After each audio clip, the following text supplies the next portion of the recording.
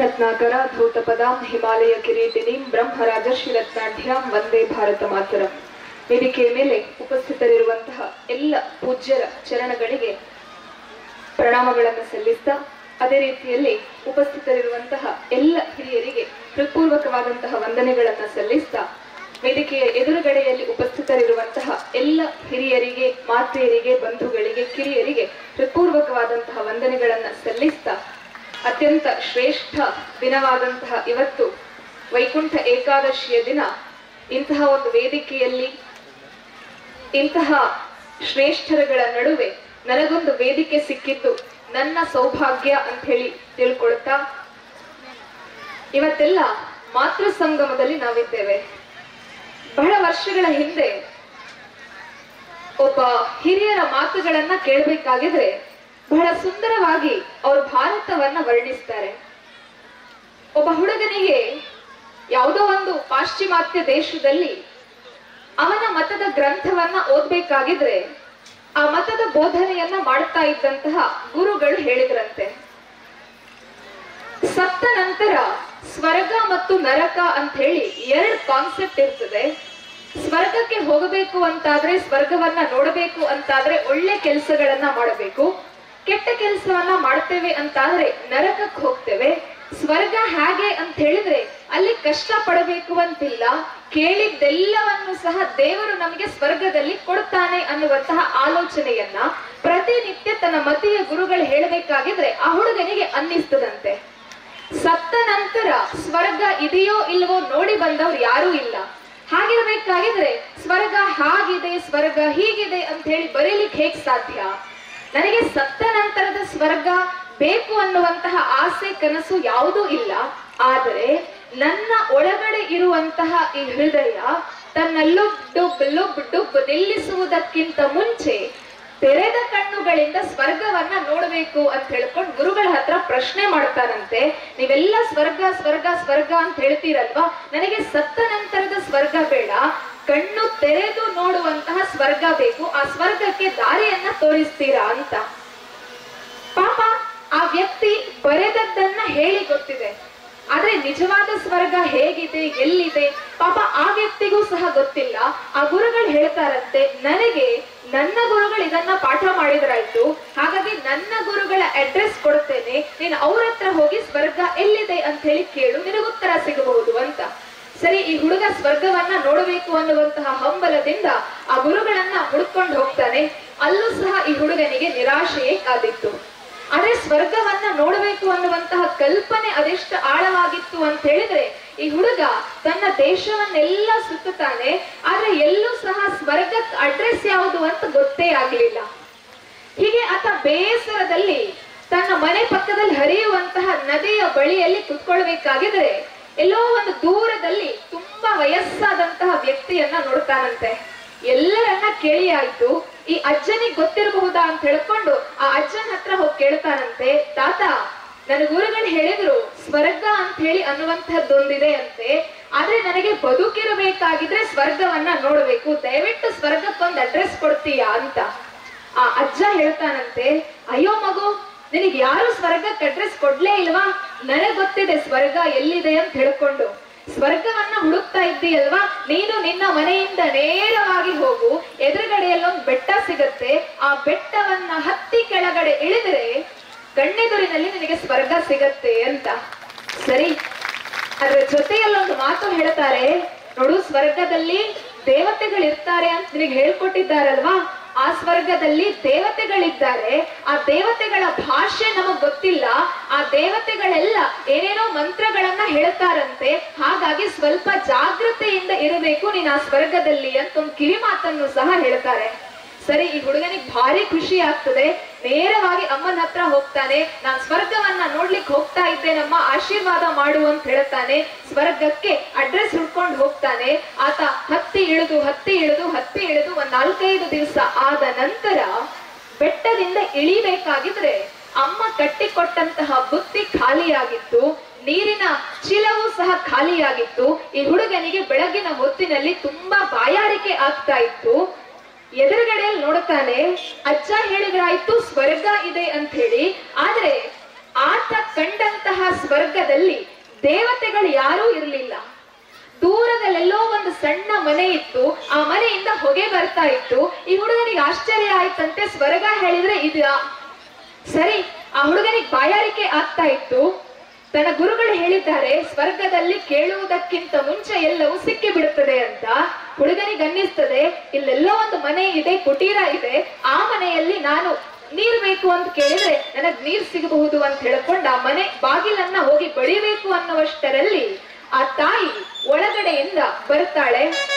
ಅಂಗಳಕ್ಕೆ ಕಪ್ಪು ಬಣ್ಣದ ನೀರನ್ನ ಹಾಕ್ತಾಳೆ. ಪಕ್ಕದಲ್ಲೇ ಇದ್ದಂತಹ ಹಿಡ್ಸುಡಿಯಿಂದ ಅಂಗಳವನ್ನ ಗುಡಿಸ್ತಾಳೆ.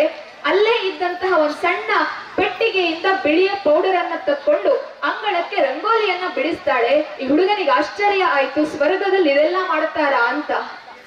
ಸರಿ, ಬಾಯಾರಿಕೆ ಆಗ್ತಾ ಇತ್ತು. ಅಮ್ಮನ ಹತ್ರ ನೀರ್ ಕೇಳ್ತಾನೆ.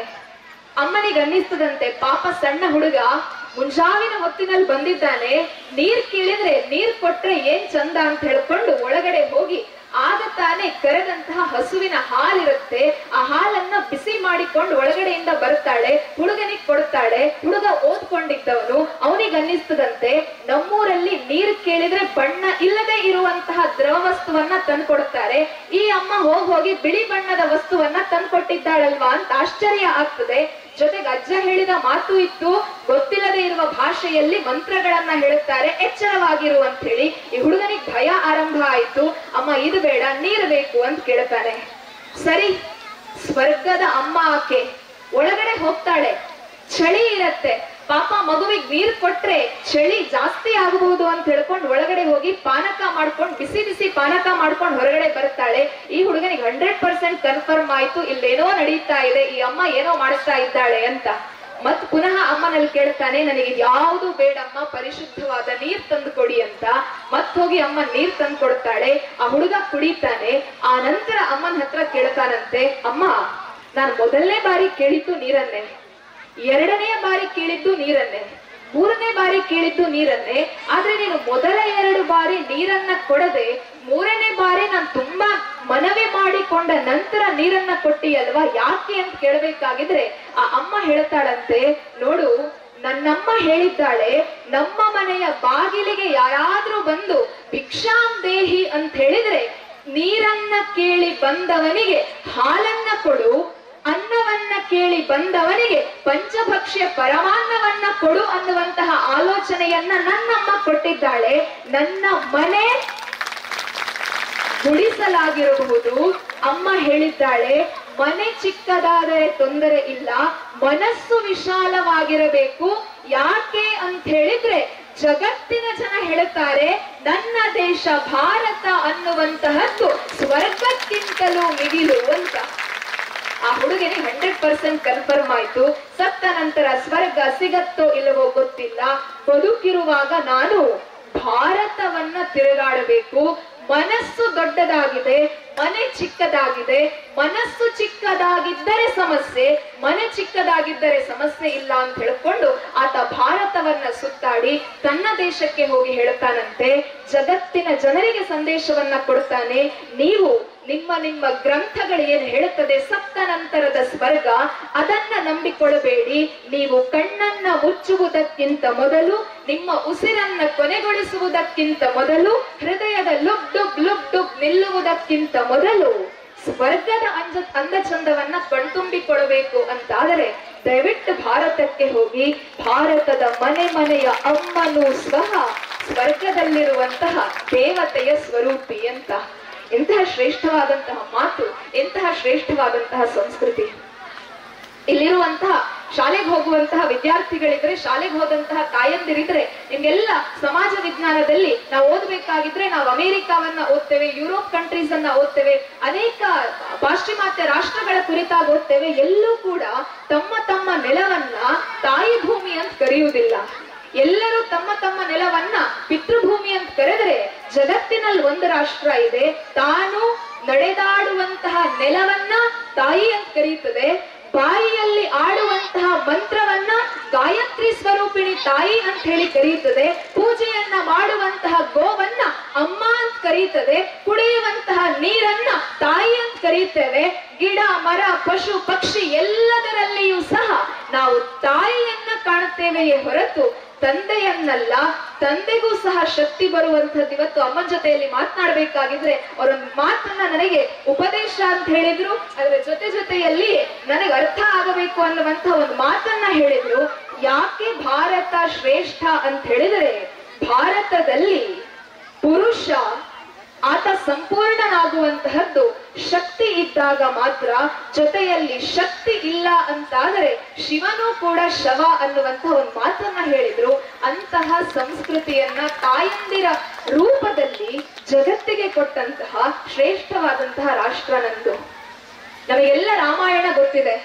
ರಾಮಾಯಣದಲ್ಲಿ 3 ಜನ ಅಮ್ಮಂದಿರು ಬರ್ತಾರೆ.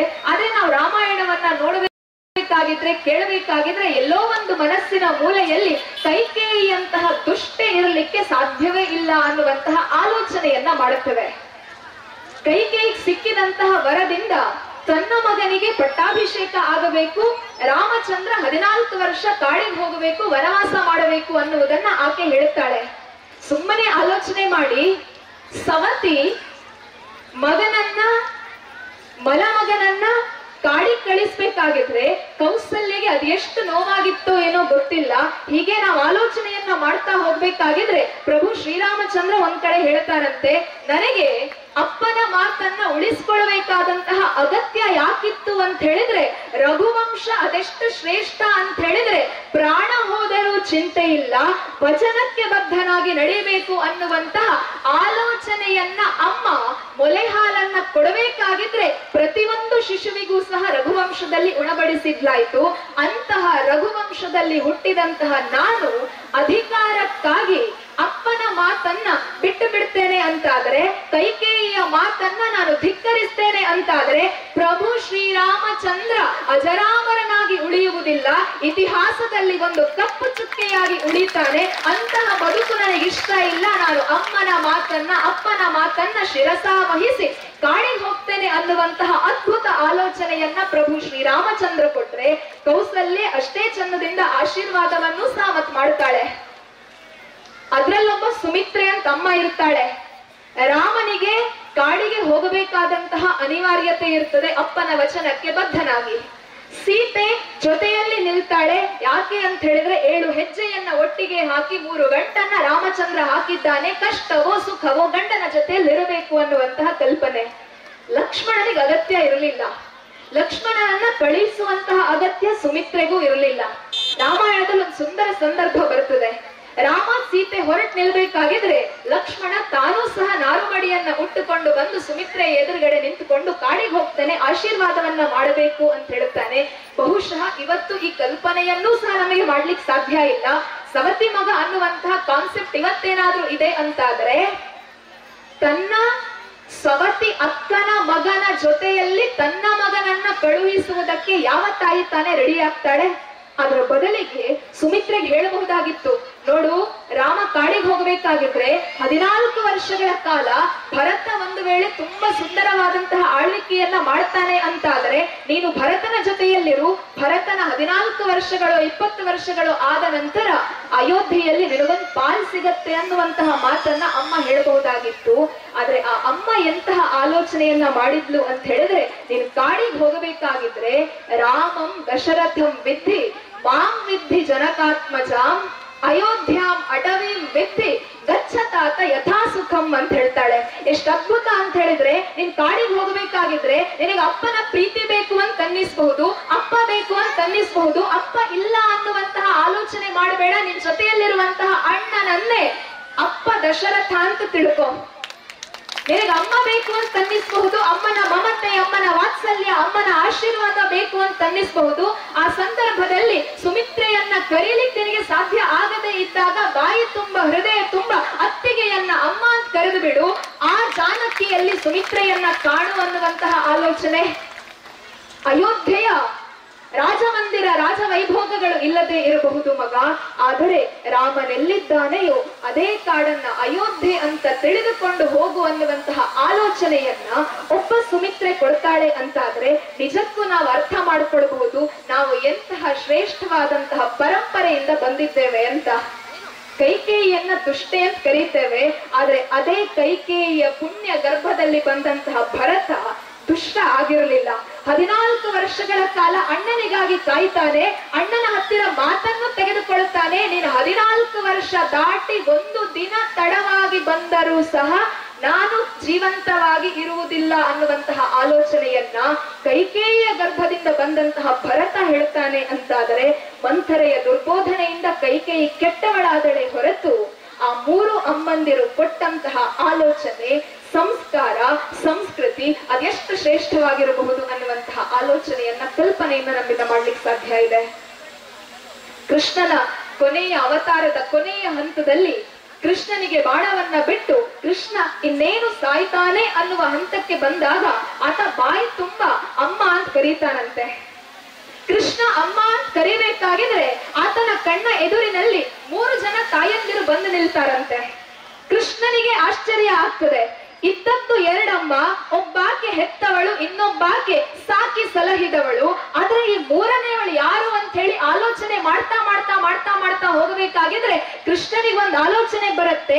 ತಾನು ಸಣ್ಣ ಶಿಶುವಾಗಿರ್ಬೇಕಾಗಿದ್ರೆ ಪೂತನಿ ಎನ್ನುವಂತಹ ರಾಕ್ಷಸಿ ಮೊಲೆ ಹಾಲಿನ ರೂಪದಲ್ಲಿ ವಿಷವನ್ನ ಉಣಿಸ್ಲಿಕ್ಕೆ ಬಂದಿದ್ಲಾಯ್ತು. ಪೂತನಿ ಕೊಟ್ಟದ್ದು ವಿಷವೇ ಆಗಿದ್ದರೂ ಸಹ ಆಕೆ ಉಣಿಸಿದ್ದು ಹಾಲಾಹಲವನ್ನ ಹಾಲಿನ ರೂಪದಲ್ಲಿ. ಯಾವ ಒಬ್ಬಾಕೆ ಮನಸ್ಸಿನಲ್ಲಿ ಕೆಟ್ಟದ್ದನ್ನ ಬಯಸಿದರೂ ಸಹ ಶಿಶು ಅನ್ನುವಂತಹ ಪ್ರೀತಿಯಿಂದ ತನ್ನ ಮಡಿಲಿನಲ್ಲಿ ಇಟ್ಟುಕೊಂಡಿದ್ಲಾಯ್ತು. ಆ ಕಾರಣಕ್ಕಾಗಿ ಪೂತನಿಯಂತಹ ರಾಕ್ಷಸಿಗೂ ಸಹ ಮೋಕ್ಷವನ್ನ ಕರುಣಿಸಿದಂತಹ ಶ್ರೀಕೃಷ್ಣ ಪರಮಾತ್ಮ ಅಮ್ಮ ಅಂತ ಕೂಗಬೇಕಾಗಿದ್ರೆ ಪೂತನಿಯೂ ಸಹ ಬರ್ತಾಳಂತೆ. ಎಷ್ಟು ಶ್ರೇಷ್ಠವಾದಂತಹ ಪರಂಪರೆ, ಎಷ್ಟು ಶ್ರೇಷ್ಠವಾದಂತಹ ಆಲೋಚನೆ ಅದು ನನ್ನ ದೇಶದ್ದಾಗಿರಬೇಕು. ನಮ್ಮ ಪರಂಪರೆಯನ್ನ ನೋಡ್ಬೇಕಾಗಿದ್ರೆ ಇಂತಹ ಅನೇಕ ಅನೇಕ ಅನೇಕ ತಾಯಂದಿರು ನಮ್ಮ ಕಣ್ಣ ಎದುರುಗಡೆಯಲ್ಲಿ ಬರ್ತಾರೆ. ಅದಕ್ಕೆ ಭಾರತವನ್ನ ನಾವು ಶ್ರೇಷ್ಠ ಭಾರತ ಅಂತ ಹೇಳ್ತೇವೆ.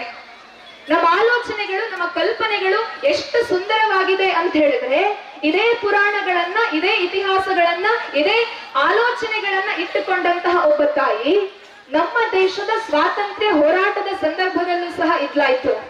ಬಹುಶಃ ಇಲ್ಲಿರುವಂತಹ ಹೆಚ್ಚಿನವರಿಗೆ ಆ ಸ್ವಾತಂತ್ರ್ಯ ಹೋರಾಟಗಾರನ ಹೆಸರು ಗೊತ್ತಿರಲಿಕ್ಕಿಲ್ಲ. ಭಾರತದ ಪರಂಪರೆಯಲ್ಲಿ ಅದು ಸರಿಯೋ ತಪ್ಪೋ ಆಲೋಚನೆಗಳು ನನಗೆ ಗೊತ್ತಿಲ್ಲ. ಆದರೆ ಸತ್ತಾಗ ಚಿತೆಗೆ ಇಡುವುದಕ್ಕೆ, ಚಿತೆಗೆ ಬೆಂಕಿಯನ್ನ ಇಡುವುದಕ್ಕೆ ಮಗನೊಬ್ಬ ಬೇಕು ಅನ್ನುವಂತಹ ಆಲೋಚನೆ, ಕಲ್ಪನೆಗಳು ಭಾರತೀಯ ಸಂಸ್ಕೃತಿಯಲ್ಲಿ ಹಾಸುಹೊಕ್ಕಾಗಿ ಬಂದಿರುವಂತಹದ್ದು. ನೋಡ್ಕೊಳ್ತಾನೋ ಇಲ್ವೋ ಅದೆಲ್ಲವೂ ಮತ್ತಿನ ಪ್ರಶ್ನೆ. ಆದ್ರೆ ಮಗ ಒಬ್ಬ ಬೇಕು, ಮೋಕ್ಷಕ್ಕೆ ದಾರಿ ಅನ್ನುವಂತಹ ಆಲೋಚನೆಗಳು, ಕಲ್ಪನೆಗಳು ನಮ್ಮಲ್ಲಿದೆ. ಸ್ವಾತಂತ್ರ್ಯ ಹೋರಾಟದ ಸಂದರ್ಭದಲ್ಲಿ ಈ ದೇಶದಲ್ಲಿ ಒಬ್ಬ ಯುವಕ ಇದ್ದ. ಆತನಿಗೆ ಮದುವೆ, ಮಕ್ಕಳು ಅನ್ನುವಂತಹ ಆಲೋಚನೆಗಳು, ಕಲ್ಪನೆಗಳು ಇವೆಲ್ಲವೂ ಸಹ ಮೂಡಬಹುದಾಗಿದ್ದಂತಹ ವಯಸ್ಸವನದ್ದು. ಅಂತಹ ವಯಸ್ಸಿನಲ್ಲಿ ಆತ ತನ್ನ ಸಮಾಜವನ್ನ ನೋಡಬೇಕಾಗಿದ್ರೆ ಒಂದು ಕಡೆಯಲ್ಲಿ ಬ್ರಿಟಿಷರು ಭಾರತದ ಮೇಲೆ ದಬ್ಬಾಳಿಕೆಯನ್ನ ಮಾಡ್ತಾ ಇದ್ದಾರೆ, ಇನ್ನೊಂದಷ್ಟು ಜನ ಬ್ರಿಟಿಷರ ಪರವಾಗಿ ನಿಂತುಕೊಂಡು ಭಾರತವನ್ನ ಮಾರುವುದಕ್ಕೆ ಸಿದ್ಧ ಇದ್ದಾರೆ. ನಾನೇನ್ ಮಾಡಬಹುದು ಅನ್ನುವಂತಹ ಆಲೋಚನೆಗಳು ಬರಬೇಕಾಗಿದ್ರೆ ಅವನಿಗೆ ಅನ್ನಿಸ್ತದಂತೆ, ದೇಶಕ್ಕಾಗಿ ದರೋಡೆಯನ್ನ ನಾನು ಯಾಕೆ ಮಾಡಬಾರದು? ಇಡೀ ಜಗತ್ತಿನ ಇತಿಹಾಸದಲ್ಲಿ ದೇಶಕ್ಕಾಗಿ ದರೋಡೆಯನ್ನ ಮಾಡಿದಂತಹ ಒಂದು ರಾಷ್ಟ್ರ ಇದೆ ಅಂತಾದ್ರೆ, ಮೊತ್ತ ಮೊದಲ ರಾಷ್ಟ್ರ ಇದೆ ಅಂತಾದ್ರೆ ಅದು ನನ್ನ ಭಾರತ. ದೇಶಕ್ಕಾಗಿ ದರೋಡೆಯನ್ನ ಮಾಡ್ತಾನೆ. ದರೋಡೆಯನ್ನ ಮಾಡಿ ಸ್ವಾತಂತ್ರ್ಯ ಹೋರಾಟಕ್ಕೆ ಬೇಕಾದಂತಹ ಬಾಂಬ್ಗಳನ್ನ, ಶಸ್ತ್ರಾಸ್ತ್ರಗಳನ್ನ ಎಲ್ಲವನ್ನೂ ಸಹ ತರಿಸ್ತಾನೆ. ಆದರೆ ಇವತ್ತು ಹೇಗೆ ನಮ್ಮ ಸಮಾಜದಲ್ಲಿ ದೇಶದ್ರೋಹಿಗಳಿದ್ದಾರೋ ಆ ಕಾಲದಲ್ಲೂ ದೇಶದ್ರೋಹಿಗಳಿದ್ರು.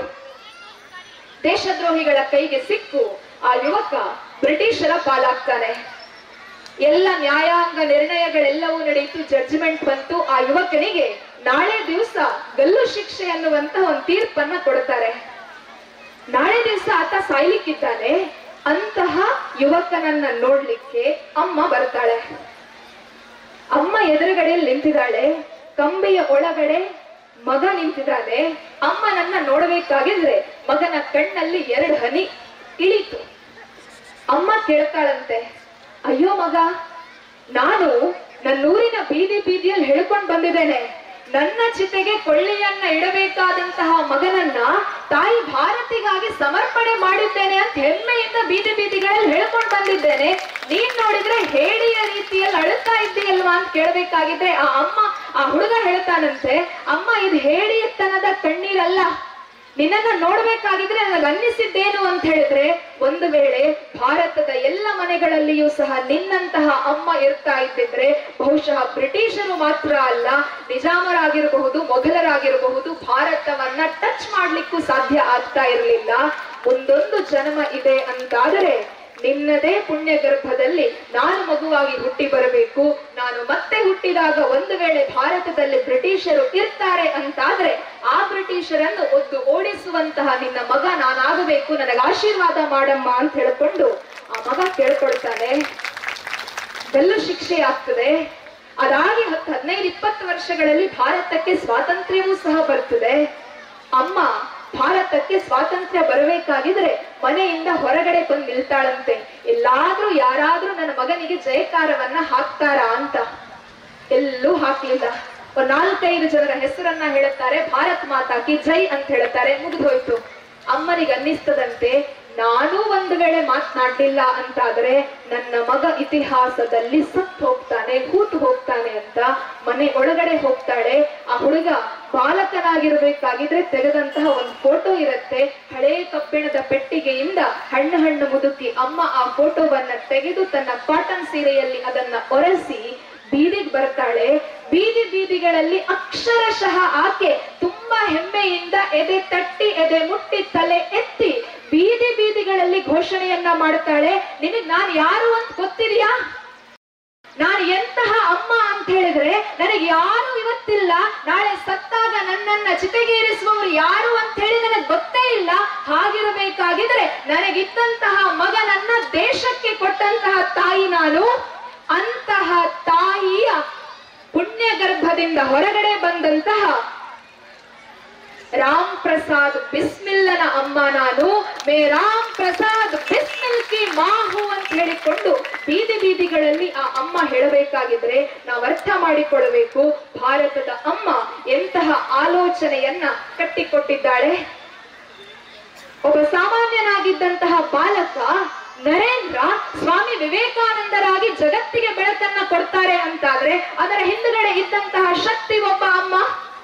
ಇವತ್ತಿಗೂ ಸಹ ನಾವು ದೇಶ ಅಂತ ಹೇಳಿ ಬಂದಾಗ ಭಗತ್ ಸಿಂಗ್, ರಾಜ್ಗುರು, ಸುಖದೇವ್ ಅನ್ನುವಂತಹ ಅತ್ಯಂತ ಶ್ರೇಷ್ಠವಾದಂತಹ ಆಲೋಚನೆಗಳನ್ನ ಮಾಡುತ್ತೇವೆ ಅಂತಾದ್ರೆ ಅದರ ಹಿಂದುಗಡೆ ಇದ್ದಂತಹ ಪ್ರೇರಣಾ ಶಕ್ತಿ ಒಬ್ಬ ಅಮ್ಮ. ಇವತ್ತಿಗೂ ಸಹ ನಮಗೆ ಛತ್ರಪತಿ ಶಿವಾಜಿ ಮಹಾರಾಜ್ ಅಂತ ಹೇಳಬೇಕಾಗಿದ್ರೆ ಬಹಳ ಹೆಮ್ಮೆ ಅಂತ ಅನ್ನಿಸ್ತದೆ ಅಂತ ಹೇಳಿದ್ರೆ ಅದರ ಹಿಂದುಗಡೆ ಇರುವಂತಹ ಧೀಶಕ್ತಿ ಅಮ್ಮ. ಇವತ್ತು ಬಹುಶಃ ನಾನು ಇಲ್ಲಿದ್ದೇನೆ, ನಾನು ನಿಂತಿದ್ದೇನೆ, ನಾನು ಒಬ್ಬೊಬ್ಬಳೆ ಪ್ರಯಾಣ ಮಾಡುತ್ತೇನೆ ಅಂತಾದ್ರೆ ಅದರ ಹಿಂದುಗಡೆ ಇರುವಂತಹ ಧೀಶಕ್ತಿ ನನ್ನಮ್ಮ. ಇವತ್ತು ವೇದಿಕೆಯಲ್ಲಿರುವಂತಹ ಇಷ್ಟು ಜನ ಏನೋ ಒಂದು ಸಾಧನೆಯನ್ನ ಮಾಡಿದ್ದಾರೆ ಅಂತಾದ್ರೆ ಅದರ ಹಿಂದುಗಡೆ ಇರುವಂತಹ ಪ್ರೇರಕ ಶಕ್ತಿ ಒಬ್ಬ ಅಮ್ಮ. ಅಂತಹ ತಾಯಂದಿರ ಜೀನ್ಸ್ ಅನ್ನ, ಅಂತಹ ತಾಯಂದಿರ ಪರಂಪರೆಯಲ್ಲಿ ಬಂದಿರುವಂತಹ ನಾವುಗಳು ಇವತ್ತು ನಮ್ಮ ಮನೆ ಮಕ್ಕಳಿಗೆ ಅಂತಹ ಸಂಸ್ಕೃತಿಯನ್ನ, ಆಚಾರವನ್ನ, ವಿಚಾರವನ್ನ ನಾವು ಕೊಡ್ತಾ ಇದ್ದೇವಾ? ಆಲೋಚನೆ ಮಾಡಬೇಕಾಗಿದೆ. ಇಲ್ಲಿ ಇರುವಂತಹ ವಿಶೇಷವಾಗಿ ಹಿರಿಯ ತಾಯಂದಿರಿಗೆ ಗೊತ್ತಿರಬಹುದು, ಬೆಳಗ್ಗಿನಿಂದ ರಾತ್ರಿಯವರೆಗೆ ನಮ್ಮಮ್ಮನ ಬದುಕು ಹೇಗಿತ್ತು ಅಂತ ಹೇಳಿದ್ರೆ ವೈಜ್ಞಾನಿಕವಾದಂತಹ, ಸಾಂಸ್ಕೃತಿಕವಾದಂತಹ ಆಲೋಚನೆಗಳನ್ನ ಕಟ್ಟಿಕೊಡುವಂತಹ ಬದುಕಾಗಿತ್ತು. ನಮ್ಮಮ್ಮ ಯಾವಾಗ ಸಂಜೆ 7 ಗಂಟೆಗೆ ಕೈಯಲ್ಲಿ ಹಿಡಿಬೇಕಾದಂತಹ ತಾಳವನ್ನ ಪಕ್ಕಕ್ಕೆ ಇಟ್ಟು ರಿಮೋಟ್ ಕಂಟ್ರೋಲ್ ಅನ್ನ ಹಿಡಿದ್ಲು, ಭಾರತ ಬದಲಾಯಿತು. ನಾವು ಒಪ್ಪಿಕೊಳ್ಳಬೇಕಾದಂತಹ ಸತ್ಯ ಇದು. ನಾವು ಇನ್ಯಾರನ್ನ ನೋಡ್ತೇವೆ, ಸಮಾಜದಲ್ಲಿ ಕೆಟ್ಟ ಘಟನೆಗಳಾಗಬೇಕಾಗಿದ್ರೆ ಅನ್ಯಮತೀಯರನ್ನ ದೂಷಿಸ್ತೇವೆ. ಆದ್ರೆ ನಮಗ್ ನಾವೇ ಪ್ರಶ್ನೆ ಹಾಕಿಕೊಳ್ಳಬೇಕಾಗಿದೆ, ನಮ್ಮ ಮನೆಯ ಮಕ್ಕಳು ಇವತ್ತು ಅನ್ಯ ಸಂಪ್ರದಾಯಗಳಿಗೆ ಬಲಿಯಾಗ್ತಾ ಇದ್ದಾರೆ, ಅನ್ಯ ಮತಕ್ಕೆ ಹೋಗ್ತಾ ಇದ್ದಾರೆ ಅಂತಾದ್ರೆ ಎಲ್ಲೋ ಒಂದು ಕಡೆ ಎಡವಿತ್ತು ನಮ್ಮ ಮನೆಯವರು. ಅಂತಹ ಆಲೋಚನೆಯನ್ನ ನಾವು ಮಾಡಿಕೊಂಡು ನಮ್ಮ ಮನೆಯ ಮಕ್ಕಳಿಗೆ ಒಂದು ಸರಿದಾರಿಯನ್ನ ಕೊಡಬೇಕು ಅಂತಾದ್ರೆ ಮಾಡಬೇಕಾದಂತಹ ಒಂದು ಕೆಲಸ ಏನು ಅಂತ ಹೇಳಿದ್ರೆ, ಯಾವ ಆಲೋಚನೆಗಳನ್ನ ನಡೆದಾಡುವ ವಿಶ್ವಕೋಶ, ಜೇಬಿಲ್ಲದ ಸಂತ, ಮಹಾಂತ ನಮ್ಗೆ ಕೊಟ್ಟು ಹೋಗಿದ್ದಾರಲ್ಲ, ಆ ಆಲೋಚನೆಗಳನ್ನ ನಮ್ಮ ಬದುಕಿನಲ್ಲಿ ಅಳವಡಿಸಿಕೊಂಡು ಆ ಆಲೋಚನೆಗಳ ರೀತಿಯಲ್ಲಿ ಬದುಕುವಂತಹದ್ದು ಮಾತ್ರ ಇವತ್ತು ನಮಗೆ ಬೇಕಾಗಿರುವಂತಹದ್ದು. ಕಡೆಯದಾಗಿ ಸಂಸ್ಕೃತಿ ತಪ್ಪಿದಾಗ, ಆಚಾರಗಳು ತಪ್ಪಿದಾಗ ಭಾರತ ಹೇಗೆ ಬದಲಾಗ್ತದೆ ಅನ್ನುವುದಕ್ಕೆ ಒಂದು ಸಣ್ಣ ಕಥೆಯನ್ನ ಹೇಳಿ ನನ್ನ ಮಾತನ್ನ ಮುಗಿಸ್ತೇನೆ. ಇಲ್ಲಿ ತುಂಬಾ ಜನ ತಾಯಂದಿರಿದ್ದೀರಾ. ಹೆಣ್ಣು ಮಕ್ಕಳಿಗೆ ವಿಶೇಷವಾಗಿ ಅಪ್ಪನ ಮೇಲೆ ಪ್ರೀತಿ ಜಾಸ್ತಿ. ಅಮ್ಮ ಎಷ್ಟೇ ಪ್ರೀತಿ ಮಾಡಿದ್ರು ಸಹ ಅಪ್ಪನ ಮೇಲೆ ಒಂದ್ ಹಿಡಿ ಪ್ರೀತಿ ಜಾಸ್ತಿ ಅಂತ ಹೇಳಿಯೇ ಹೇಳಬಹುದು. ಕರ್ನಾಟಕದ ಒಂದು ಪುಟ್ಟ ಹಳ್ಳಿಯಲ್ಲಿ ಅಪ್ಪ, ಅಮ್ಮ, ಮಗಳು ತುಂಬಾ ಆರಾಮವಾಗಿ ಜೀವನವನ್ನ ಮಾಡ್ತಾ ಇದ್ರಂತೆ. ಆ ಮಗು ಸಣ್ಣದಾಗಿರ್ಬೇಕಾಗಿದ್ರೆ ಅಮ್ಮ ಕಾಯಿಲೆ ಬಂದು ಸತ್ತೋಗ್ತಾಳೆ. ಅಪ್ಪನಿಗೆ ಇನ್ನೊಂದು ಮದುವೆ ಆಗುವಂತ ಎಲ್ಲರೂ ಹೇಳ್ತಾರೆ. ಆದ್ರೆ ಮಲತಾಯಿ ಬಂದ್ರೆ ಈ ಮಗುವಿಗೆ ಚಂದ ಮಾಡಿ ನೋಡ್ಕೊಳ್ಳುವುದಿಲ್ಲ. ವಿಶೇಷವಾಗಿ ಹೆಣ್ಣು ಮಗಳು ಅಮ್ಮ ಸರಿಯಾಗಿ ಸಿಗದೆ ಇದ್ರೆ ಬದುಕು ಹಾಳಾಗಿ ಹೋಗ್ತದೆ ಅನ್ನುವಂತಹ ಆಲೋಚನೆಯನ್ನ ಮಾಡಿಕೊಂಡು ಆ ಅಪ್ಪ ತನ್ನ ಬದುಕನ್ನ ತ್ಯಾಗ ಮಾಡ್ತಾನೆ. ಮಗಳಿಗಾಗಿ, ಮಗಳನ್ನ ಬೆಳೆಸಬೇಕು ಅನ್ನುವಂತಹ ಆಲೋಚನೆಗಾಗಿ ಎಲ್ಲವನ್ನು ಸಹ ಕೊಡ್ತಾನೆ. ಅಪ್ಪ ಮಗಳ ಬಾಂಡಿಂಗ್ ಹೇಗಿತ್ತು ಅಂತ ಹೇಳಿದ್ರೆ, ಅಪ್ಪನನ್ನ ಬಿಟ್ಟು ಮಗಳಿರ್ತಾ ಇರಲಿಲ್ಲ, ಮಗಳನ್ನ ಬಿಟ್ಟು ಅಪ್ಪ ಇರ್ತಾ ಇರಲಿಲ್ಲ. ಅಂತಹ ಅನ್ಯೋನ್ಯವಾದಂತಹ ಸಂಬಂಧ. ಮಗಳು ಬೆಳೀತಾ ಬೆಳೀತಾ ಬೆಳೀತಾ ಬೆಳೀತಾ ಹೋದ್ಲು. ನಾವೇನ್ ಹೇಳ್ತೇವೆ ಮಾಡರ್ನ್ ಎಜುಕೇಶನ್ ಅಂತ ಹೇಳಿ. ಆ ಆಧುನಿಕವಾದಂತಹ ಶಿಕ್ಷಣ ಅಗತ್ಯವೇ, ಅಗತ್ಯ ಇಲ್ಲ ಅಂತ ನಾನು ಹೇಳೋದಿಲ್ಲ. ನಾನು ಆಧುನಿಕ ಶಿಕ್ಷಣವನ್ನ ಪಡೆದುಕೊಂಡು ಬಂದವಳೆ. ಆಧುನಿಕ ಶಿಕ್ಷಣಕ್ಕೆ ಒಳಗಾಗಿ 10ನೇ ಕ್ಲಾಸ್ ನಲ್ಲಿ ಆಕೆ ಡಿಸ್ಟಿಂಕ್ಷನ್ ಬರ್ತಾಳೆ. ಅಪ್ಪನ ಹತ್ರ ಬಂದು ಹೇಳ್ತಾಳೆ, ಡಿಸ್ಟಿಂಕ್ಷನ್ ಬಂದ್ರೆ ಫೋನ್ ಕೊಡ್ತಿ ಅಂತ ಹೇಳಿದ್ದಿ ಅಲ್ವಾ, ಫೋನ್ ಕೊಡ್ಸು ಅಂತ. ಈಗಿನ ನಮ್ಮ ಆಧುನಿಕ ತಾಯಂದಿರು ಸಹ ಒಂದ್ ಸ್ವಲ್ಪ ಮಕ್ಕಳಿಗೆ ಫೋನ್ ಕೊಡಿಸಿದ್ರೆ ಏನಪ್ಪ ಸಮಸ್ಯೆ ಅಂತ ಹೇಳ್ಕೊಂಡು ಫೋನ್ ಕೊಡಿಸ್ತೇವೆ. ಆ ಅಪ್ಪನು ಅದೇ ಆಲೋಚನೆ ಮಾಡ್ತಾನೆ, ಫೋನ್ ಕೊಡಿಸ್ತಾನೆ. ಮಗಳು ಮತ್ತು ಅಪ್ಪ ಒಬ್ಬರನ್ನ ಒಬ್ಬರು ಬಿಟ್ಟಿರಲಾಗದೇ ಇದ್ದಂತಹ ಸಂಬಂಧ. ಫೋನ್ ಬಂದ ಕೂಡ್ಲೆ ಮಗಳದ್ದು Instagram, Facebook, WhatsApp account start ಆಯ್ತು. ಅಪ್ಪನ ಜೊತೆಯಲ್ಲಿ ಅಪ್ಪ ಅಂತ ಹೇಳಿ ಬಾಯಿ ತುಂಬಾ ಕರೆಯುವುದಕ್ಕೂ ಸಹ ಆಕೆ ಹತ್ರ ಸಮಯ ಇಲ್ಲದೆ ಹೋಯ್ತು. ಆಕೆ PUC ಬರ್ತಾಳೆ. ನಮಗೆಲ್ಲ ಗೊತ್ತಿರುವ ಹಾಗೆ ಎಂಜಿನಿಯರಿಂಗ್ ಮೆಡಿಕಲ್ ಮಾಡಬೇಕು ಅಂತಾದ್ರೆ CET ನೀಟ್ ಅನ್ನ ಬರೀಬೇಕು. ಆ ಹುಡುಗಿಗೆ ಎಂಜಿನಿಯರಿಂಗ್ ಮಾಡಬೇಕು ಅಂತಿರತ್ತೆ. CET ಬರೀತಾಳೆ. CET ಬರೀಬೇಕಾಗಿದ್ರೆ ಅದ್ರಲ್ಲಿ ಗೌರ್ಮೆಂಟ್ ಸೀಟಿಗೆ ಬೇಕಾದಂತಹ ಆಕೆಗೆ ಅಂಕ ಬರುವುದಿಲ್ಲ. ಅಪ್ಪ ಹೇಳ್ತಾನೆ, ನನ್ನ ಹತ್ರ ದುಡ್ಡಿಲ್ಲ, ಇರುವಂತಹ ಯಾವುದೋ ಒಂದು ಸಾಮಾನ್ಯ ಕಾಲೇಜಿಗೆ ಸೇರಿಸ್ತೇನೆ, ಒಳ್ಳೆ ಓದು, ಕಾಲೇಜ್ ಇಂಪಾರ್ಟೆಂಟ್ ಅಲ್ಲ, ನೀನು ಓದುವಂತಹದ್ದು ಇಂಪಾರ್ಟೆಂಟ್ ಅಂತ ಹೇಳ್ಕೊಂಡು. ಆದ್ರೆ ಆ ಮಗಳು ರೆಡಿ ಇಲ್ಲ. ಮೊಬೈಲ್ ಅಡಿಕ್ಷನ್ ಆಗಿತ್ತು. PUC ಫ್ರೆಂಡ್ ಸಿಕ್ಕಾಗಿ ಆಗಿತ್ತು. ನನಗೆ ಪ್ರತಿಷ್ಠಿತ ಸಂಸ್ಥೆಯೇ ಬೇಕು ಅಂತ ಹೇಳ್ತಾಳೆ. ಸರಿ, ಅಪ್ಪ ಸಾಲ ಸೋಲ ಏನೋ ಮಾಡಿ ಪ್ರತಿಷ್ಠಿತ ಸಂಸ್ಥೆಗೆ ಸೇರಿಸ್ತಾನೆ.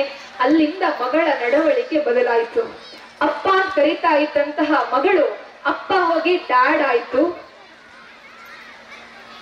ಚಂದವಾಗಿ ಮನೆಯಿಂದ ಹೋಗ್ತಾ ಇದ್ದಂತಹ ಮಗಳು ವಿಚಿತ್ರವಾದಂತಹ ಬಟ್ಟೆಗಳನ್ನ ಧರಿಸಿಕೊಂಡು ಇನ್ಸ್ಟಾಗ್ರಾಮ್ ರೀಲ್ಸ್ ಗಳನ್ನ ಮಾಡುವುದ್ರಲ್ಲಿ ಬ್ಯುಸಿ ಆಗ್ತಾಳೆ. ಫಸ್ಟ್ ಸೆಮಿಸ್ಟರ್ ಆಗಬೇಕಾಗಿದ್ರೆ ಎಂಜಿನಿಯರಿಂಗ್ ಕಾಲೇಜ್ ನಲ್ಲಿ ಲ್ಯಾಪ್ಟಾಪ್ ಬೇಕು ಅಂತ ಹೇಳ್ತಾರೆ. ಲ್ಯಾಪ್ಟಾಪ್ ಬೇಕು ಅಂತ ಮಗಳು ಬೇಡಿಕೆ ಇಡ್ತಾಳೆ. ಅಪ್ಪ ಹೇಳ್ತಾನೆ, ಸರಿ ಒಂದ್ 25,000 ರಿಂದ 30,000 ಒಳಗಡೆ ಲ್ಯಾಪ್ಟಾಪ್ ಕೊಡಿಸ್ತೇನೆ, ನಿನ್ C+ ಪ್ರೋಗ್ರಾಮ್ ಮಾಡ್ಲಿಕ್ಕೆ ನಿನಗೆ ಅದಕ್ಕಿಂತ ಜಾಸ್ತಿ ಯಾಕಬೇಕು ಅಂತ ಕೇಳಬೇಕಾಗಿದ್ರೆ ಮಗಳು ಒಪ್ಲಿಲ್ಲ. ಬಟ್ ಅಪ್ಪನ ಹತ್ರ ಕೊಡ್ಲಿಕ್ಕೆ ದುಡ್ಡಿರ್ಲಿಲ್ಲ. ಆತ ಸಾಮಾನ್ಯವಾದಂತಹ ಲ್ಯಾಪ್ಟಾಪ್ ಅನ್ನ ತೆಗೆದುಕೊಡ್ತಾನೆ. ಮಗಳಿಗೆ ಸಿಟ್ಟು ಬರುತ್ತದೆ. ಎಲ್ಲಿಯವರೆಗೆ ಸಿಟ್ಟು ಅಂತ ಹೇಳಿದ್ರೆ, ಅಪ್ಪನನ್ನ ಅಪ್ಪ ಅಂತ ಕರೆಯುವುದಕ್ಕೆ, ಅಪ್ಪ ಅಂತ ಪರಿಚಯಿಸುವುದಕ್ಕೂ ಸಹ ಆಕೆ ನಾಚಿಕೆ ಪಡ್ಕೊಳ್ತಾಳೆ. ಈತ ಬಡ ಅಪ್ಪ ಅಂತ. ಸಂಬಂಧಗಳು ದೂರ ದೂರ ದೂರ ದೂರ ಆಗ್ತಾ ಹೋಯ್ತು. ಎಷ್ಟರ ಮಟ್ಟಿಗೆ ದೂರ ಆಯ್ತು ಅಂತ ಹೇಳಿದ್ರೆ, ನಾವಿವತ್ತು ನಮ್ಮ ಸಮಾಜವನ್ನ ನೋಡುತ್ತೇವೆ. ತುಂಬಾ ಹಳ್ಳಿ ಹುಡುಗಿಯರಿದ್ದರೆ ಅವರಿಗೆ ಒಂದೇ ಸರ್ತಿಗೆ ಹಣ ಸಿಕ್ಕಿದಾಗ ದಾರಿ ತಪ್ಪುವಂತಹದ್ದು ಸಹಜ. ಆ ಹುಡುಗಿ ದಾರಿ ತಪ್ತಾಳೆ. 2ನೇ ಸೆಮಿಸ್ಟರ್ ಆಗಬೇಕಾಗಿದ್ರೆ 1-2 ಸಬ್ಜೆಕ್ಟ್ಗಳು ಪೆಂಡಿಂಗ್ ಉಳಿಯುತ್ತದೆ. 3ನೇ ಸೆಮಿಸ್ಟರ್ಗೆ ಬರಬೇಕಾಗಿದ್ರೆ ಆಕೆ ರಾತ್ರಿ 10 ಗಂಟೆ 11 ಗಂಟೆ ಮಾಡುತ್ತಾ ಇದ್ಲಾಯ್ತು. ಒಂದ್ ದಿವಸ ಆಕೆ ಬರಬೇಕಾಗಿದ್ರೆ ರಾತ್ರಿ 12 ಗಂಟೆ ಆಯ್ತು. ಅಪ್ಪ ಪ್ರಶ್ನೆ ಮಾಡ್ತಾನೆ. ಪ್ರಶ್ನೆ ಮಾಡಬೇಕಾಗಿದ್ರೆ ನನ್ನನ್ನ ಕೇಳುವುದಕ್ಕೆ ನೀನ್ ಯಾರು ಅಂತ ಹೇಳಿ ಆ ಹುಡುಗಿ ಉತ್ತರವನ್ನ ಕೊಡ್ತಾಳೆ. ಸರಿ, ಬಾಗಿಲನ್ನ ಹಾಕೊಂಡು ಮಲಗ್ತಾಳೆ. ಸುಮಾರು 2-3 ಗಂಟೆ ಹೊತ್ತಿಗೆ ಅಪ್ಪ ಆ ಹುಡುಗಿಯ ಬಾಗಿಲನ್ನ ಬಡಿಲಿಕ್ಕೆ ಆರಂಭ ಮಾಡ್ತಾನೆ. ಮಲಗಿದ್ದಂತಹ ಮಗಳಿಗೆ ಅನ್ನಿಸ್ತದಂತೆ, ಅಪ್ಪ ನನಗೆ ಈ ರಾತ್ರಿಯಲ್ಲಿ ಬೋಧನೆಯನ್ನ ಮಾಡ್ಲಿಕ್ಕೆ ಬಾಗಿಲು ಬಡಿತಾ ಇದ್ದಾನೆ. ಈ ಅಪ್ಪನಿಗೆ ಓಲ್ಡ್ ಫ್ಯಾಷನ್, ಹೊಸ ಫ್ಯಾಷನ್ ಗೊತ್ತಿಲ್ಲ. ಈಗಿನ ಫ್ಯಾಷನ್ 12 ಗಂಟೆಗೆ ಬಾಯ್ ಫ್ರೆಂಡ್ಗಳ ಜೊತೆಯಲ್ಲಿ ಎಲ್ಲೆಲ್ಲೋ ಹೋಗಿ ಬರುವಂತಹದ್ದು. ಅಪ್ಪ ಹಳ್ಳಿಗಮಾರ, ಅಪ್ಪನಿಗೆ ಏನು ಗೊತ್ತು ಅನ್ನುವಂತಹ ಆಲೋಚನೆಯನ್ನ ಮಾಡ್ತಾಳೆ. ಅಪ್ಪ ಬಾಗಿಲು ಬಡಿತಾನೆ ಬಡಿತಾನೆ ಬಡಿತಾನೆ. ಮಗಳು ಬಾಗಿಲನ್ನ ತೆಗೀಲಿಲ್ಲ. ಅಪ್ಪ ವಾಪಸ್ ಹೋಗ್ತಾನೆ. ಮಗಳು ಆರಾಮವಾಗಿ ಮಲಗ್ತಾಳೆ. ಮಾರನೇ ದಿವಸ ಬೆಳಗ್ಗೆ ಆಕೆ ಕಣ್ಣು ಬಿಟ್ಟಾಗ 8 ಗಂಟೆ 9 ಗಂಟೆ ಕಾಲೇಜ್ ನಲ್ಲಿ ಇರಬೇಕು. ಅಪ್ಪ ಎಬ್ಬಿಸ್ಲಿಲ್ಲ ಅಂತ ಅಪ್ಪನಿಗೆ ಬೈಕೊಂಡ್ ರೆಡಿ ಆಗಿ ಕಿಚನ್ಗೆ ಬರ್ತಾಳೆ, ಅಡಿಗೆ ಕೋಣೆಯಲ್ಲಿ ಅಡಿಗೆ ಮಾಡಿಟ್ಟದಿಲ್ಲ, ಅಪ್ಪ ಅಂತ ಕರೀಲಿಕ್ ನಾಚಿಕೆ, ಹಿಂದಿನ ದಿವಸ ಗಲಾಟೆ ಮಾಡಿದ್ದಾಳೆ, ಅಪ್ಪ ಅಂತ ಕರೀಲಿಕ್ಕೆ ಇವಳು ಅಹಂಕಾರ ಬಿಡೋದಿಲ್ಲ. ಸರಿ ಅಪ್ಪ ಎಲ್ಲಿದ್ದಾನೆ ಅಂತ ಹೇಳಿ ಹುಡುಕೊಂಡು ಹೋಗ್ಬೇಕಾಗಿದ್ರೆ ಅಪ್ಪ ರೂಮ್ ಒಳಗಡೆ ಮಲಗಿದ್ದ. ಯಾವಾಗ್ಲೂ 5 ಗಂಟೆಗೆ ಎದ್ದು ಅಡಿಗೆ ಮಾಡುವಂತಹ ಅಪ್ಪ ಇನ್ನೂ ಸಹ ರೂಮ್ ಒಳಗಡೆ ಇದ್ದಾನಲ್ಲ ಅಂತ ಆಶ್ಚರ್ಯದಿಂದ ಮಾಡಿ ಹೋಗ್ಬೇಕಾಗಿದ್ರೆ ಅಪ್ಪ ಒಂದ್ ಚೀಟಿಯನ್ನ ಎದೆ ಮೇಲೆ ಇಟ್ಕೊಂಡು ಈ ತರ ಮಲಗಿದ್ದ. ಅಪ್ಪ ನನ್ನ ಕರೀಲಿಕ್ ನಾಚಿಕೆ ಆಯ್ತು, ಎಬ್ಬಿಸ್ಲಿಕ್ ನಾಚಿಕೆ ಆಯ್ತು, ಈ ಚೀಟಿ ಏನು ಅಂತ ನೋಡ್ಬೇಕು ಅಂತ ಹೇಳಿ ಆ ಹುಡುಗಿ ಆ ಚೀಟಿಯನ್ನ ಓಪನ್ ಮಾಡ್ಬೇಕಾಗಿದ್ರೆ ಅಪ್ಪ ಒಂದ್ ಪತ್ರವನ್ನ ಬರೆದಿದ್ದ. ಮಗಳೇ, ನಾನು ನಿನ್ನನ್ನ ತುಂಬಾ ಪ್ರೀತಿಸ್ತಾ ಇದ್ದೆ. ನನ್ನ ಸಣ್ಣ ವಯಸ್ಸಿನಲ್ಲಿ ನನ್ನ ಹೆಂಡತಿಯನ್ನ ಕಳೆದುಕೊಂಡಾಗ ನನಗೆ ಬದುಕನ್ನ ಕಟ್ಟಿಕೊಳ್ಳುವುದಕ್ಕೆಲ್ಲ ಅವಕಾಶ ಇತ್ತು. ಮಗಳಿಗೆ ಮಲತಾಯಿ ಬರಬಾರದು ಅಂತ ಹೇಳಿಕೊಂಡು ನಾನು ನನ್ನ ಸಾಂಸಾರಿಕ ಆಸೆಗಳನ್ನ ಬಿಟ್ಟು ಮಗಳಿಗಾಗಿ ಬದುಕನ್ನ ತೆಯ್ಯಬೇಕು ಅನ್ನುವ ಆಲೋಚನೆ ಮಾಡಿದೆ. ನಿನಗೆ ನೆನಪುಂಟೋ ಇಲ್ವೋ ಗೊತ್ತಿಲ್ಲ, ನೀನ್ SSLC ಬರೀಬೇಕಾಗಿದ್ರೆ ಒಂದ್ ದಿವಸ ನಾನು ತಲೆ ತಿರುಗಿ ಬಿದ್ದಿದ್ದೆ. ತಲೆ ತಿರುಗಿ ಬಿದ್ದದ್ ಯಾಕೆ ಅಂತ ಹೇಳಿದ್ರೆ, ನಾನು ಹಾರ್ಟ್ ಪೇಷಂಟ್ ಆಗಿದ್ದೆ, ನನಗೆ ಹಾರ್ಟ್ ನಲ್ಲಿ ಸಮಸ್ಯೆ ಇತ್ತು. ಇನ್ನು ನಿನಗೆ ಹೇಳಿದ್ರೆ ನೀನು ಓದುವುದು ಕಡಿಮೆ ಮಾಡ್ತಿ, ನಿನಗೆ ಟೆನ್ಷನ್ ಆಗ್ಬಹುದು ಅಂತ ಹೇಳ್ಕೊಂಡು ನಾನು ನನ್ನ ಆರೋಗ್ಯದ ಸಮಸ್ಯೆಯನ್ನ ಹೇಳಿಲ್ಲ. ಡಾಕ್ಟರ್ ಹತ್ರ ಹೋಗ್ಬೇಕಾಗಿದ್ರೆ ಹೇಳಿದ್ರು, ನೀವು ಮೆಡಿಸಿನ್ ತಗೊಳ್ತೀರಿ ಅಂತಾದ್ರೆ ಒಂದ್ 5 ವರ್ಷ 6 ವರ್ಷ ಬದುಕ್ತೀರಾ, ಅಥವಾ ನೀವು ಆಪರೇಷನ್ ಮಾಡಿಸ್ತೀರಿ ಅಂತಾದ್ರೆ ಒಂದ್ 10 ವರ್ಷ ಬದುಕ್ತೀರಾ, ಆಪರೇಷನ್ ಮಾಡಬೇಕು ಅಂತಾದ್ರೆ ಲಕ್ಷಗಟ್ಟಲೆ ಖರ್ಚಾಗ್ತದೆ ಅಂತ ಹೇಳಬೇಕಾಗಿದ್ರೆ ನನ್ನ ಮನಸ್ಸಿಗೆ ಬಂದ ಒಂದು ಆಲೋಚನೆ ಏನು ಅಂತ ಹೇಳಿದ್ರೆ, ಒಂದು ಕೈಯಲ್ಲಿ ನನ್ನ ಹೃದಯ ಲುಪ್ತವಾಗುವಂತಹ ಹೃದಯ, ಒಂದು ಕಡೆಯಲ್ಲಿ ಹೃದಯ ಬಡಿತವೇ ನೀನಾಗಿರುವಂತಹ ಮಗಳು, ಯಾವುದು ಹೆಚ್ಚು ತೂಕ ಅಂತ ನೋಡ್ಬೇಕಾಗಿದ್ರೆ ನನ್ನ ಹೃದಯ ಕೆಳಗಡೆ ಬಿತ್ತು. ನನ್ನ ಮಗಳು ನೀನು ನನ್ನ ಹೃದಯ ಅನ್ನುವ ಆಲೋಚನೆಯನ್ನ ಮಾಡಿದೆ. ನಿನ್ನ ಶಿಕ್ಷಣಕ್ಕಾಗಿ ನನ್ನ ದುಡ್ಡನ್ನ ನಾನು ವ್ಯಯಿಸಿದೆ. ನೀನು ಅದು ಕೇಳಿದಾಗ, ಇದು ಕೇಳಿದಾಗ, ಮೊಬೈಲ್ ಕೇಳಿದಾಗ, ಲ್ಯಾಪ್ಟಾಪ್ ಕೇಳಿದಾಗ, ಟ್ರಿಪ್ಪಿಗೆ ಹೋಗ್ಬೇಕು ಅಂತ ಹೇಳಿದಾಗ ಕೊಡ್ಲಿಕ್ಕೆ ನನ್ನ ಹತ್ರ ದುಡ್ಡು ಯಾಕಿರ್ಲಿಲ್ಲ ಅಂತ ಹೇಳಿದ್ರೆ ನಿನ್ನ ಜೀವನವನ್ನ ಸುಭದ್ರಗೊಳಿಸಬೇಕಾಗಿತ್ತು. ಯಾಕೆ ಅಂತ ಹೇಳಿದ್ರೆ ಡಾಕ್ಟರ್ ಕೊಟ್ಟ 5 ವರ್ಷದಲ್ಲಿ ಈಗಾಗಲೇ 4 ವರ್ಷ ಕಳೆದು ಹೋಗಿದೆ. ನಾನು ಬಾಗಿಲನ್ನ ಯಾಕೆ ಬಡಿದೆ ಅಂತ ಹೇಳಿದ್ರೆ, ರಾತ್ರಿ ನೀನು 12 ಗಂಟೆಗೆ ಬಂದು ಅಪ್ಪ ಅಂತ ಹೇಳಲಿಕ್ಕೆ ನಾಚಿಕೆ ಆಗ್ತದೆ ಅಂತ ಹೇಳಬೇಕಾಗಿದ್ರೆ ಎಲ್ಲೋ ಮರೆಯಲ್ಲಿ ಮನಸ್ಸಿನ ಮೂಲೆಯಲ್ಲಿ ನಾನು ದುಃಖದಿಂದ ಅತ್ತಾಗ ಹೃದಯ ಮತ್ತೆ ಎಲ್ಲೋ ಒಂದು ಕಡೆ ನೊಂದಿತ್ತು, ಹೃದಯದಲ್ಲಿ ನೋವಾಗ್ತಾ ಇತ್ತು. ನಾನು ಸಾಯ್ತೇನೆ ಅಂತ ಹೇಳಿ ನನ್ನ ಹೃದಯ ಗೊತ್ತಾಯ್ತು. ಸಾಯುವುದಕ್ಕಿಂತ ಮುಂಚೆ ಒಂದು ಬಾರಿ ನಿನ್ನನ್ನ ಅಪ್ಪಿಕೊಳ್ಳಬೇಕು, ನಿನ್ನ ಕೈಯಲ್ಲಿ ನಾನು ಅಪ್ಪ ಅಂತ ಹೇಳಿಸಿಕೊಳ್ಳಬೇಕು ಅನ್ನುವಂತಹ ಆಸೆ ಕನಸು ಬಂತು. ಅದಕ್ಕಾಗಿ ನಾನು ಬಾಗಿಲು ಬಡಿದೆ. ಬಹುಶಃ ನಿನ್ನ ಮನಸ್ಸಿನ ಒಳಗಡೆ ಇರುವಂತಹ ಸಿಟ್ಟಿನಿಂದ ನಿನಗೆ ಅಪ್ಪನ ಕೂಗು ಕೇಳಲೇ ಇಲ್ಲ. ನೀನು ಒಂದು ವೇಳೆ ಈ ಪತ್ರವನ್ನ ಓದ್ತಿ ಅಂತಾದರೆ ಬಹುಶಃ ಓದಬೇಕಾಗಿದ್ರೆ ನೀನಿರ್ತಿ, ನಾನಿರುವುದಿಲ್ಲ. ನಿನ್ನಂತಹ ಮಗಳಿಗೆ ಪ್ರೀತಿಯನ್ನ ಕೊಡಲಾಗದಂತಹ ಮತ್ತು ನಿನ್ನನ್ನ ಅತ್ಯಂತ ಹೆಚ್ಚಾಗಿ ಪ್ರೀತಿಸ್ತಾ ಇರುವಂತಹ ನಿನ್ನ ತಂದೆ ಅಂತ ಹೇಳುವಂತ ಒಂದು ಪತ್ರ ಇತ್ತು. ಹುಡುಗಿ ಆ ಪತ್ರವನ್ನ ಓದ್ತಾಳೆ. ಅಪ್ಪನ ಕಾಲ ಹತ್ರ ಹೋಗಿ ಅಪ್ಪ ಅಪ್ಪ ನನಗ್ ನಿಲ್ಬೇಕಪ್ಪ ಅಂತ ಹೇಳ್ತಾಳೆ. ಅಪ್ಪ ಎದ್ದು ಬರಲಿಲ್ಲ.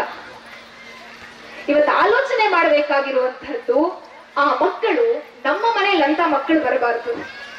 ನಮ್ಮ ಮನೆಯಲ್ಲಿ ಅಂತಹ ಮಕ್ಕಳು ಬರಬಾರದು ಅಂತಾದ್ರೆ ಮಕ್ಕಳನ್ನ ನೀವು ಆಕಾಶದ ಎತ್ತರಕ್ಕೆ ಬೆಳೆಸಿ ತಪ್ಪಿಲ್ಲ. ಸಪ್ತ ಸಾಗರಗಳ ಆಚೆಯಲ್ಲಿ ಮಕ್ಕಳಿಗೊಂದು ಬದುಕನ್ನ ಕಟ್ಟಿಕೊಡಿ, ಅದು ಸಹ ತಪ್ಪಲ್ಲ. ಆದರೆ ಮಕ್ಕಳು ಆಕಾಶದ ಎತ್ತರದಲ್ಲಿ ಹಾರಾಡಿದರು, ಸಪ್ತ ಸಾಗರವನ್ನ ದಾಟಿ ಹೋದರು. ಬುಡ ಇರಬೇಕಾದದ್ದೆಲ್ಲಿ ಅಂತ ಹೇಳಿದ್ರೆ ಬುಡ ಇರಬೇಕಾದದ್ದು ಬಿಜಾಪುರದಲ್ಲೇ. ಒಂದು ವೇಳೆ ಆ ಬಿಜಾಪುರದಲ್ಲಿ ಇರುವಂತಹ ಬುಡಕ್ಕೆ ಸಣ್ಣ ವಯಸ್ಸು ಆ ಮಕ್ಕಳಿಗೆ ಇರಬೇಕಾಗಿದ್ರೆ, ಸಣ್ಣ ವಯಸ್ಸಿನಲ್ಲಿ ಆ ಗಿಡ ಗಿಡವಾಗಿ ಇರಬೇಕಾಗಿದ್ರೆ, ನಾವೊಂದು ವೇಳೆ ಆ ಗಿಡಕ್ಕೆ ಬೇಕಾದಷ್ಟೇ ನೀರನ್ನ, ಬೇಕಾದಷ್ಟೇ ಗೊಬ್ಬರವನ್ನ ಸಂಸ್ಕೃತಿ ಮತ್ತು ಸಂಸ್ಕಾರಗಳ ರೂಪದಲ್ಲಿ ಕೊಡ್ತೇವೆ ಅಂತಾದರೆ ಆ ಸಣ್ಣ ಗಿಡ ಆಲದ ಮರವಾಗಿ ತನ್ನ ರೆಂಬೆ ಕೊಂಬೆಗಳನ್ನ, ಬೇರುಗಳನ್ನ ವಿಶಾಲವಾಗಿ ಜಗದಗಲದಲ್ಲಿ ವಿಸ್ತರಿಸಿಕೊಳ್ಳಬಹುದು. ಆದರೆ ಮೂಲ ಬೇರಿರುವಂತಹದ್ದು ನನ್ನ ಅಮ್ಮನ ಮನೆಯಲ್ಲಿ, ನನ್ನ ಅಪ್ಪನ ಮನೆಯಲ್ಲಿ ಅನ್ನುವಂತಹ ಕಲ್ಪನೆ ಆ ಮಗುವಿನಲ್ಲಿ ಗಟ್ಟಿಯಾಗಿ ಬೇರೂರ್ಲಿಕ್ಕೆ ಸಾಧ್ಯ ಇದೆ. ಇವತ್ತು ಇಲ್ಲಿ ಸೇರಿರುವಂತಹ, ಇಷ್ಟು ಜನಸಂಖ್ಯೆಯಲ್ಲಿ ಸೇರಿರುವಂತಹ ಎಲ್ಲ ಮಾತೆಯರು ಸಹ ಒಂದು ಆಲೋಚನೆಯನ್ನ ಮಾಡಿದರೆ, ನನ್ನ ಮಗುವಿನ ಆ ತೊಟ್ಟಿಲನ್ನ ನಾನು ಏನ್ ತೂಗ್ತೇನೆ, ನಾನು ಆ ಮಗುವಿಗೆ ಏನ್ ಹಾಲನ್ನ ಉಣಿಸ್ತೇನೆ, ಆ ಹಾಲುಣಿಸ್ಬೇಕಾಗಿದ್ರೆ, ತೊಟ್ಟಿಲನ್ನ ತೂಗಬೇಕಾಗಿದ್ರೆ ನೀನು ಒಬ್ಬ ರಾಮಚಂದ್ರನಾಗು ಅನ್ನುವಂತಹ ಆದರ್ಶವನ್ನ ಕೊಡಿ. ನೀನು ಒಬ್ಬ ಪ್ರಭು ಶ್ರೀಕೃಷ್ಣನಾಗು ಅನ್ನುವಂತಹ ಆಲೋಚನೆಯನ್ನ ಕೊಡೋಣ.